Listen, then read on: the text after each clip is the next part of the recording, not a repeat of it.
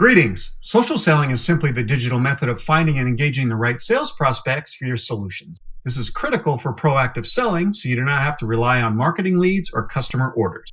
There's an old saying that states it's not what you know, but who you know. And there's a contemporary saying that asserts that your network is your net worth. And it's never been easier to build your network. We cover the 4 fundamental best practices of social selling in our social selling workshop. The first best practice is to ensure that your profile creates the desired personal brand. Next, your connections are critical, so you need to choose them wisely. We are who we know.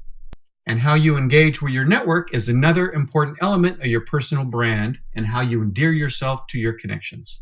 And because the sheer size of the LinkedIn database can render it effectively useless, groups can be used to create smaller, focused collections of like-minded professionals. And if you're wondering what value do connections have, so you can find the right people from your target market to engage and feed your sales pipeline.